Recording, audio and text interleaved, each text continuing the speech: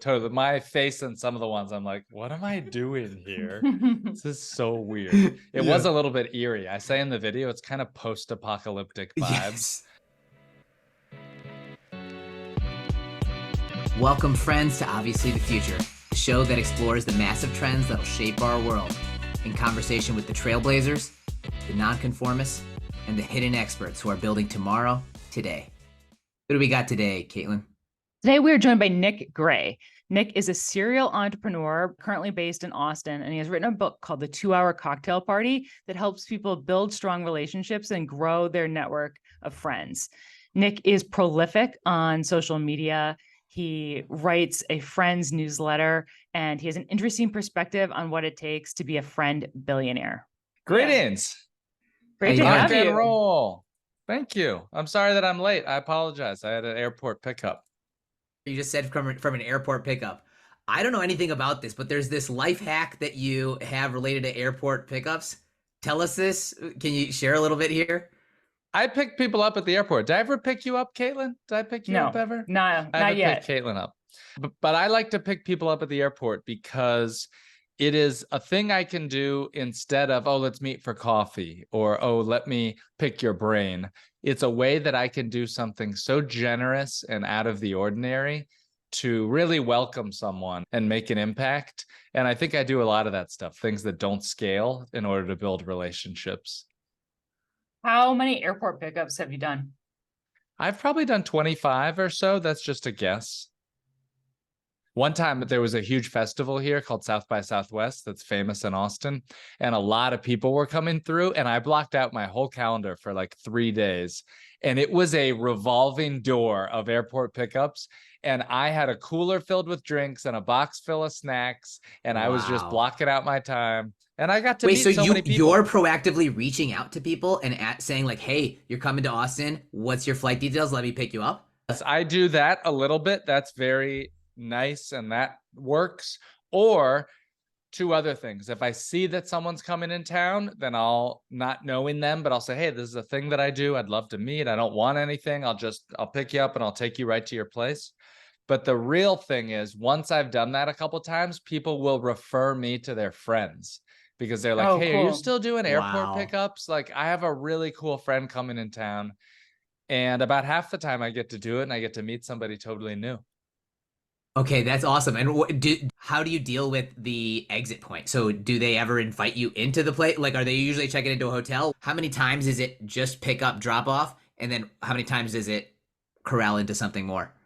Usually to stick it into just me sort of living up and delivering on my promise. I just want to drop them off. I usually have other stuff scheduled.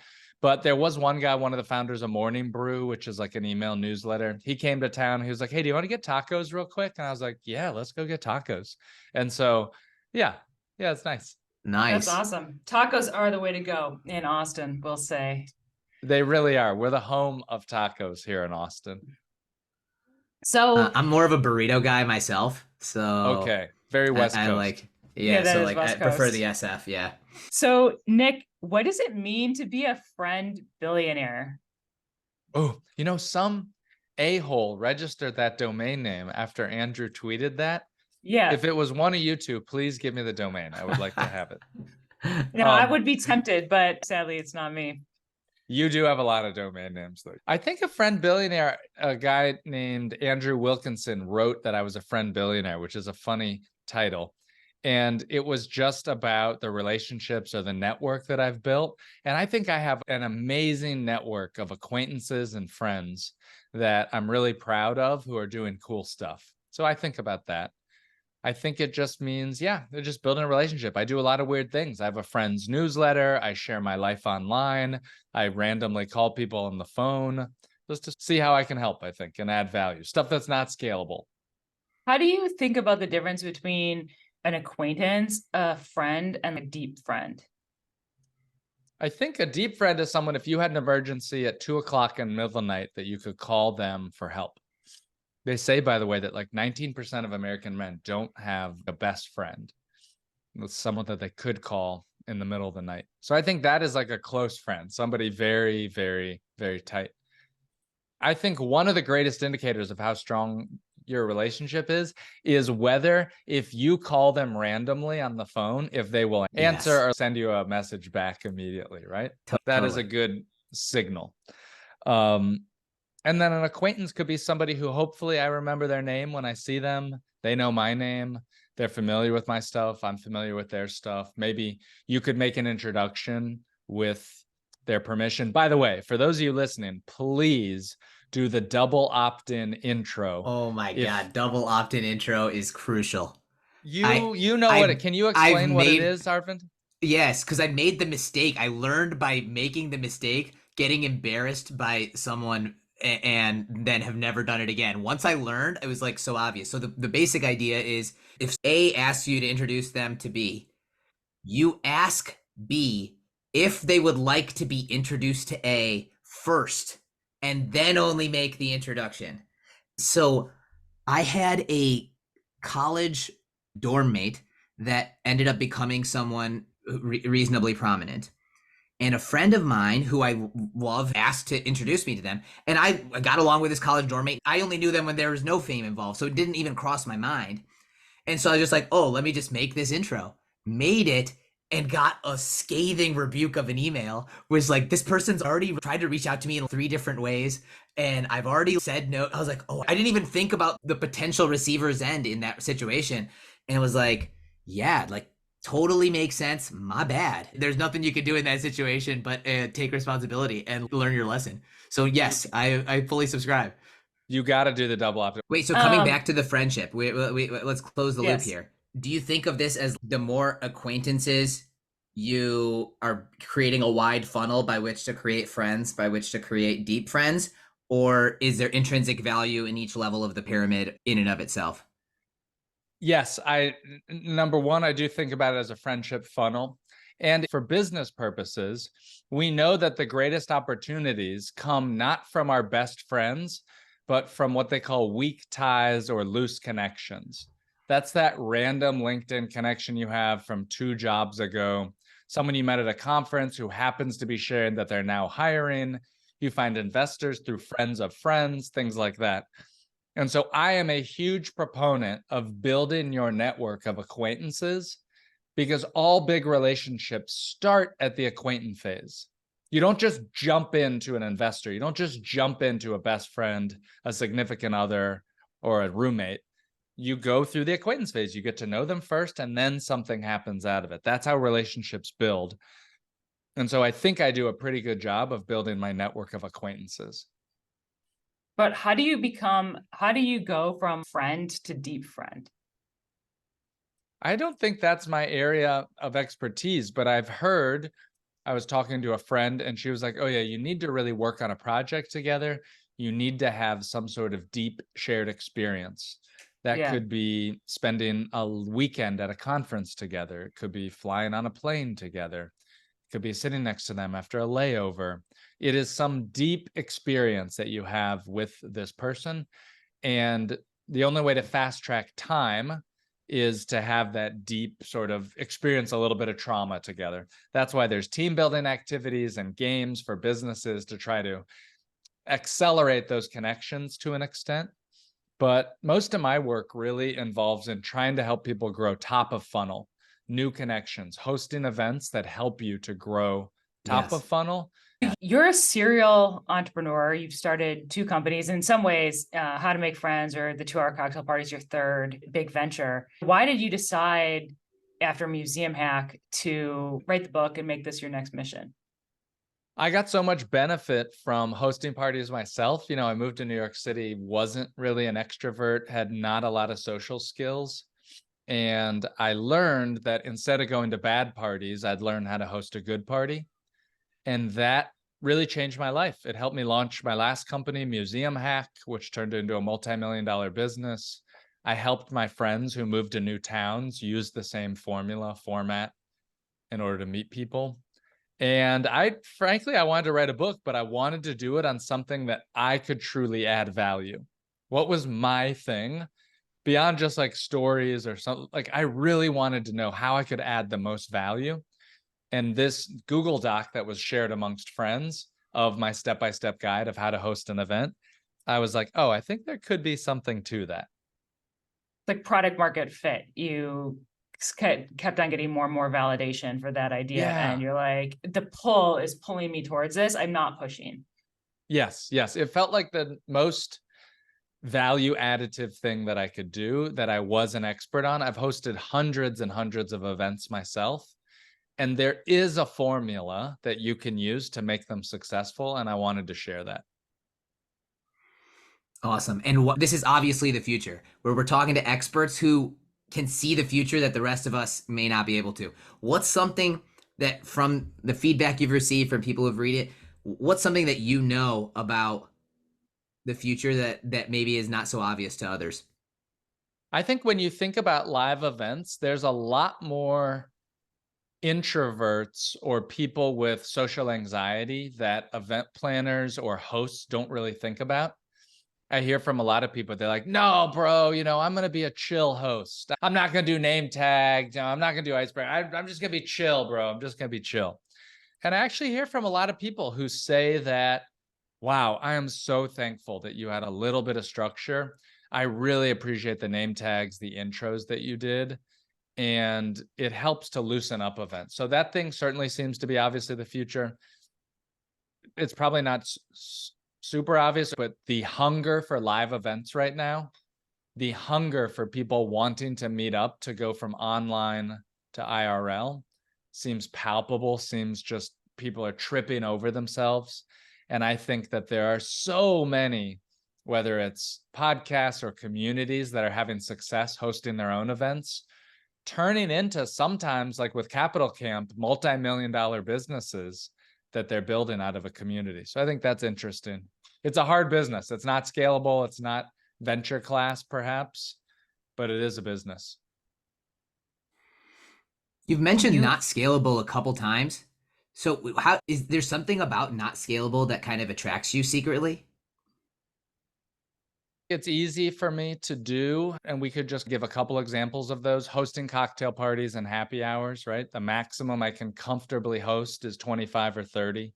Giving airport rides takes about an hour of each one. Writing a book, selling a book where I only make $5, $6 per copy. Those are not massively scalable things that will ever make me a billionaire, but perhaps it'll be a stepping stone to something along the way. And I like doing those things. You have cultivated a lot of tips for in-person events and cocktail parties, but you're also a prolific social media poster across TikTok, Twitter, Instagram, and your friend's newsletter. I just had my first viral video. Did you see my video from the water park? Of course. I got an empty water park for only $50. I think because school started and no kids are around, I went on a Wednesday morning. But just wait, you have to do this. Try it with your friends.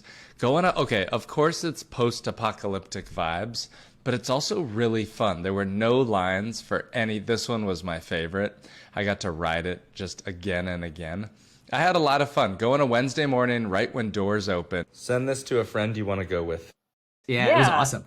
26 million views now. Wow. My first clip that like truly went viral. You know that you've made it and gone viral when people are having political fights in your comments that you don't even know about, videos that aren't even political. That's when you've made it. When people are fighting, when strangers are fighting in your mentions, that's when you made it. What do you think resonated so deeply about the video? Like, why this one versus any other? I think that idea of having a water park all to yourself deeply resonated with both Gen Z, millennials, Gen X. Just that idea of a very playful, fun adventure really resonated with people. Well, how did it I don't know, the way watching that video, there's something about the absurdity of it. On some level, to like psychoanalyze it, was on some level like a dream, but then on some level looked also like absurdly lonely. It wasn't just a purely magical thing. It was also like, damn, something about this also looks fucked up. Like, it's, Yes, totally. My face in some of the ones, I'm like, what am I doing here? This is so weird. It was a little bit eerie. I say in the video, it's kind of post-apocalyptic vibes. Yes. Because when there's not like all these kids running around and everything. For that reel, by the way, I've tried to do some things. I don't know if it helped or not, but if you ever have a piece that goes viral, someone from Meta reached out to me. I don't know if it was because of that thing went viral or something else, but they gave me some tips and some things that I learned is really liking and engaging and replying back to as many comments as possible. Even if you throw a tweet out there and it gets some reply that you might not agree with or you don't know the person, just really trying to like and engage right back, saying, thank you for the comment. Good point. Oh, I'll check that out. Doing that to really build up and boost your own signal and the engagement on your posts does seem to be, versus this idea that like we just put our ideas out there and we spray and pray and we broadcast, but actually trying to be a creator who reacts to people. One little thing I did was I set up a keyboard shortcut on my phone that fills in a sentence that says, thank you so much for sharing my reel to your story. And usually all these people, your reel gets shared when you go viral 30 times a day. Nobody does anything. But I DM'd almost every single one. When I'm waiting in line at the restaurant or something, I open my phone, I just boom, boom, boom, I fire them all off. And I have a hunch that helps people, those people that are active sharers, to then have my stuff show up more often to them, because now we're DMing back and forth. For sure. And they be more inclined to maybe share more stuff to their stories. Yes. So I enjoy it. I see it as a game, and I'm trying to figure out how this stuff works, and it's very fun for me. I wouldn't recommend a serious founder to try to go down that route. It does seem like there's a lot of wasted time in social media. Can we go into this dichotomy? So you like this game of engaging with online, but you also really like meeting people in real life. So which do you like more? Do you see them as complementary? Yeah, hugely complementary. I think that they lay the foundation to an extent, if you're laser targeted, for smoothing out the in-person introductions. And it's a double-edged sword. There's a lot of people who know what's going on in my life, and I know nothing of what's going on in their life. I was shopping at Costco the other day, and this woman came up, Nick, oh my God. I had like maybe met her once and I did not, but she sees me online all the time. So she knows my name, everything about me, what's going on. And it's this like weird, great though. I love it. I love it so much. I think it lays a foundation. It just makes it easier. And the reality is that these days, before anybody, if you cold outreach to somebody, they're going to look you up online and they're going to look at what's new, what's on your social media, what's being said. They're going to do a little due diligence on you. And so for me, it just makes those a little bit easier. It's true. I think one of the things that's interesting about, I've probably gone to quite a few Nick Gray cocktail hours at this point, but when you're hosting a cocktail hour, it's hard to engage the people that are there because you one-on-one, because you're writing name tags and like making sure everyone feels welcome. And so I imagine that the online presence really helps people feel like they get to know you after they've gone to an event, even though they haven't been able to engage you in a deep conversation maybe then. Yeah, I think it does help. By the way, I spent so many years of my life doing stories on Instagram, and that was interesting and good. I have a large number of people who watch those, and they're very loyal fan base, but the numbers never grew at all. It was basically flat. And it wasn't until I started to do reels, which the platform is really boosting for short form video, that those are shareable. Those have dramatically grown my audience. And so I just think about sharing online and platforms. There's something unfortunate that I think we all three of us are in a lot of private WhatsApp groups or various other platforms, chat threads with people, that a lot of what we share and discuss and engage is not online. And there is something very special about having conversations online in public in ways that sort of can expose you to meeting new people. What's an example of the most interesting interaction you've had from someone you've just met online? Great question. There's a guy who runs, his name is Syed, and he is in the WordPress world. And I had really wanted to connect with him. I learned about him in 2020, and I had reached out to him. And my thing is phone calls. I love phone calls. I think I'm good on the phone. I can get a lot done in 5 minutes. I can express my personality on a call. And of course, when I reached out to him first, no answer. Second time, oh, thanks very much. I don't do phone calls. You can send me an email with whatever you have, which is what I say to people sometimes as well. And finally, I was able to link up and to connect with him. And I think it's because I started to engage with some of his things online. And he just saw and puts the pieces together of my name. Oh, this person reached out. Eventually, And now I'd say that we're sort of friends, or at least very good acquaintances. I'd call him on the phone. There's a 30% chance he would answer, perhaps. Nice. That's cool. I want to shift gears a little bit. If you were to write an addendum or a version for founders who are looking to build their network, who are trying to do this with a more business-oriented goal, what would be the skills that you think would be relevant? There's a woman named Melissa Abrantes in Houston who's using my book to host networking events for founders in Houston, and she is absolutely crushing it. And when I think about networking events, I think about what a matchmaker once told me when we were talking about singles events. She said, the secret to a successful singles event is to never call it a singles event, because it puts too much pressure on people, right? Every interaction I have, what does this mean? Should I talk to them? What are they going to think? I kind of think the same thing about a good networking event, that you can't really call it a networking event. If you want it to be successful, you have to know that may be the purpose, but also invite a diverse group of founders, operators. An interesting mix of people, I think, is really helpful. So if you're a founder and you want to do something like this to grow your business, to work on your hiring pipeline, to meet investors, the number one thing that I have found for a successful event is how many people you can get to show up. And for a casual happy hour, I believe that the minimum you can really have is about 15 or 16 people. I'm now pushing people up a little bit higher to 18 or 19, which gives a little bit of buffer in case there's some no-shows. But that's number one, first and foremost. And when you invite those people, you can't just spray and pray your invitations. You have to first invite what I call your core group. And you're going to test your date and time with that core group. So let's say that you two were in my core group and I was thinking of hosting a networking event. I'd say, hey, Arvind, hey, Caitlin, I'm thinking of hosting a happy hour in 2 weeks on Tuesday night from 6 to 8 p.m. If I do it, would you come? Yeah. And so you, as a founder hosting your first event, need to ask around and get 5 or 6 yeses before you even start to share this to a wider network of acquaintances, because that gives you the confidence that you're going to have people show up. The worst thing that could happen is nobody shows up, or worse, only like 2 or 3 people show up, and then it's just horribly awkward. So those are a few things that much of my book, I've often thought that, like, gosh, I really should have written it focused on networking, because that kind of is the purpose, to build your network of relationships. Yes. Yeah. Nice. And what about in terms of your online presence? You're going viral now. You also tend to know a lot of very online founders. What's your advice to founders on social media and whether to engage or not? My advice online, okay, here's one thing that you can do immediately today, is you can start your own friends newsletter.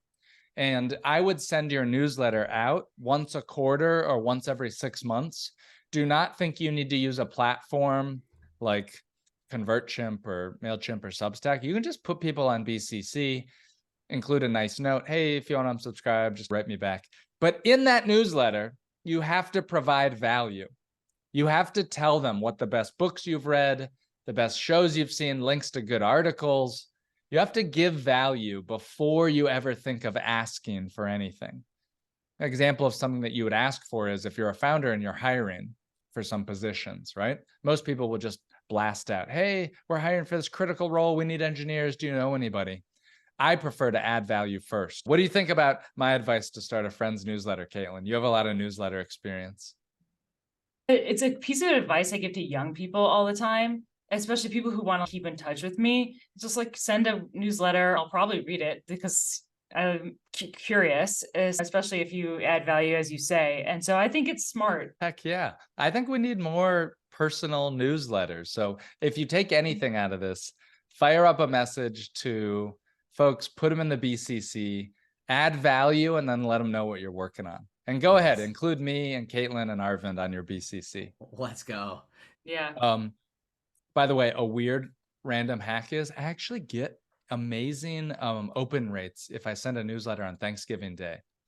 And as we think about Thanksgiving Day, if you were going to choose one day to send out a newsletter, it's like completely controversial, but think about the arc of an entire Thanksgiving Day. Of course, it's a family day. Of course.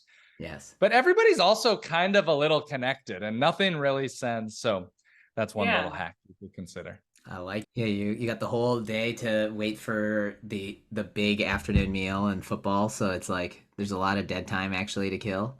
Right? It's true. Yes. Yeah. Makes sense. Okay, I want to ask. So Caitlin has this list of many of her domain names. One of them is My Younger Self, and she has a list of books that she recommends to her younger self. Uh, can you give us a book that you would recommend to your younger self? There's a book in the process of my writing my book that I would recommend to anyone thinking about writing something. And as a founder or CEO, you need to be a good communicator. And the advice or the book that I wish I would have read much sooner, it's called Write Useful Books by a guy named Rob Fitzpatrick. It's a very well-written, short book. You can read it quickly. And the gist of it is that you do not need to write in a bubble. You need to be getting your material in people's hands as soon as possible to test for the resonance. Do not write your book in a cave on your own and then expect to show up one day with a final manuscript and have an army of supporters that are ready, willing, and able to buy your book. The reality is, for most new authors and people who want to communicate, you need to be sharing regularly and in public to test for resonance. And that was really helpful for me. I like that book. Great. That's That's a good awesome. recommendation. Yeah, I've never heard of that one before. If you have a guest who gives a book recommendation that you've never heard of before, they Yes. should actually win a small award Yeah. and potentially get a Yes. prize. Wow. See, intuitively, I would have thought the opposite, which is if they say a book that's on your list of books you would recommend to your younger self, then they've proven their Good point. Good point. their alignment. You can go both directions, actually. Yes, yes. Different What you don't prizes. want, what you Yeah. don't want is in the middle. You don't want a book that you've read and didn't like. That's Then it's true. like that. Then you've really just screwed the pooch on that one. If Yes. he recommends a book that I just already hated, it's like, oh wow, that's the one you're choosing to give to your younger self. By the way, I'm thinking of doing an expose at some time on the very convoluted, messed up nature of book blurbs and how much of a scam book blurbs are. Yes. For certain books, they are very much a scam. And if you're listening to this today and you're newer in your career, I would caution you against how much you should trust in book blurbs, especially among first-time authors. When Arva and I were beginning to put together this podcast, we recalled, I can't remember if it was a conversation with you or a blog you wrote, where you said that you wanted to write a book that if someone famous walked by, you would track them down and like give them the book. And you had so much confidence in the work that you knew that it would be worth their time and Yes. that it was like worth stopping them. And so that's what we really think is the bar for a podcast or any sort of medium, is like getting and refining your process to the point where it's such high quality that you're like, no, you have to listen to this. This will be helpful for you or interesting. That's something that I say, is that for my book, I wanted to be so proud of it that if I saw a celebrity or a famous person, that I would run them down and say, oh my God, I'm a huge fan of your work. I busted my butt on this book. I truly think it's an amazing book. I would love, love, love to give you a copy. And many people these days, they do books as part of a marketing funnel, or it's just to raise their reputation or something like that. And that was really important to me, that I was super, super proud of it. And by the way, you don't just say things like that. You do it. I have given my book, let's just say, to multiple billionaires, where I think they can see it in my eyes too. I'm genuinely proud of it. And I feel like the lesson here for founders perhaps is to think about what business you're doing. If you feel that proud of your business, that if you're grinding so hard because you truly believe in what you're doing in your product, that's probably the right thing. And you'll probably figure that out. But if you're just doing this to get paper or to make your money or something, that still works as well. There's certainly been successful people, but it's a little harder to see that fire in somebody's eyes. One of our investment criteria at Avalanche is that we want to invest in founders who are building their life's work. And that's a very difficult thing to fake. And it's clear that from everything that you've done, that what you're building right now with the 2 hour cocktail party and wherever it goes next is part of that arc of your life's work. And it just is a very different feeling when you're backing and working with founders for which they're building their life's work, because they're going to keep at it and they know so much about the problem that they're trying to solve. And they're like, well, no matter what, I'm not giving up. So this is going to be solved one way or another. Yeah. Right? Yes. Yeah, it's so true. I've been watching videos with Mr. Beast lately, which I know folks probably think, oh, cliche, played out, like everybody knows everything. But No he's pretty way. vulnerable in sharing a lot of his video and a lot of his thinking and not hiding his stuff. And the amount of commitment that he talks about that he's had over the last 7 or 8 years is really admirable for somebody to be so dedicated to that. Yeah. Yeah. I've also gone deep down the Mr. Beast rabbit hole. And his commitment to the craft is unparalleled. He's very raw about communicating. Have you watched his interview on the Colin and Samir show that came out a few weeks ago? Yes. Pretty wild to hear about what it is like for him.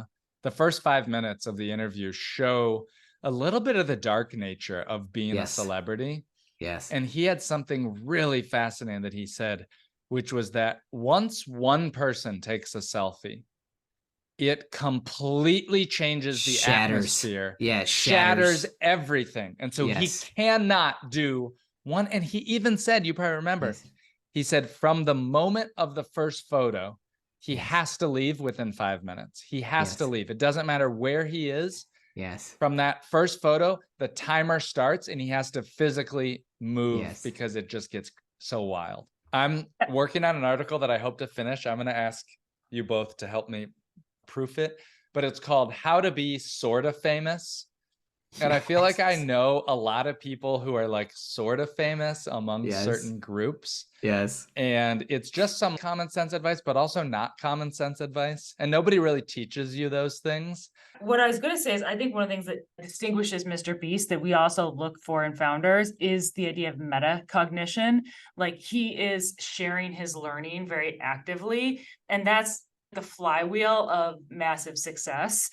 And because he's learning so fast, and he also knows the algorithm changes and the game is changing. So he's not worried about protecting his IP today. He knows that he's ahead of everybody else and that his flywheel of learning will keep him ahead.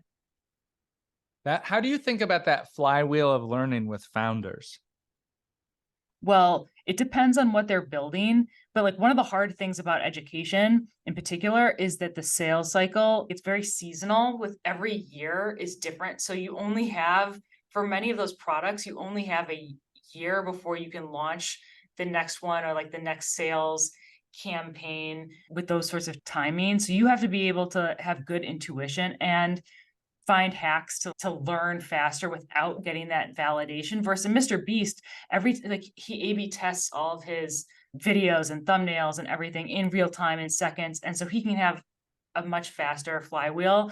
And so you look for people who understand feedback loops, data. They're not tied to a belief that's unfounded in evidence and reality of, oh, it has to be this way because I think so. That's neat. Yeah, it's a lot of data points, right? It's data points, but then you have to be able to react and interpret those data points in the right way so that it compounds over time, which is why you can never invest in someone where you're like, okay, well, I know that if I can help them in this area of judgment, they will get better, because you're like, no, they need to have that judgment on a continuous basis, especially in an early stage. That's another way of measuring founder quality is like if you give someone a piece of tactical advice that you know works, how quickly do they take you up on it? Right. That's pretty good. Yeah. How quickly do they take that tactical feedback is really good. Yeah. And what's great about your book, The 2 Hour Cocktail Party, is you have so much tactical feedback, right? And so if someone's like, oh, I don't want to do the name tags, you're like, okay, well, they don't get it. You know? Yes. Oh my gosh. I wrote a whole chapter about why they don't get it. I'm so proud of that. My book is very tactical. I'm not a good writer. I'm not a good like long form writer. I can't write a story to save my life compared to some other big writers, but I do know the tactics that work. And so the book is really meant to be more of a step-by-step how-to guide than a like, oh, fun beach read or something like that. And I really appreciate when the book feels like it's talking to me. That's when you demonstrate real expertise. It's like, I know you're thinking that here's the reasons you're not going to actually do this cocktail party, and here's why each of those reasons is wrong. And I'm like, damn, those were 3 of my reasons. And that's when you know someone's really knows what they're talking about. It feels conversational because you're anticipating things that I'm actually thinking and rebutting them in real time, you know? Because that's what you lose. Happy. You lose that usually in a book because it's a one-way conversation. So it really requires a level of expertise to be able to deliver that. It's true. It's true. This has been a fantastic conversation. Thanks so much for joining us and talking about how you build a large network of acquaintances, the tactics of building an online following. Wait, so tell us, where can people find you if they want more? Other than just hearing about you on My First Million podcasts and other places. But where can people find you? The name of my book is called The 2-Hour Cocktail Party. I've written some articles about how to host a networking event, how to plan a happy hour. I'll send those along for the show notes. I'm on social media at Nick Gray News. That's NickGrayNews. And if you tweet at me on Twitter, I'm pretty likely to write back, sometimes very, very fast. So say hello. I'm always happy to meet a new friend. Nice. Thanks a lot, Nick. Thanks for having me.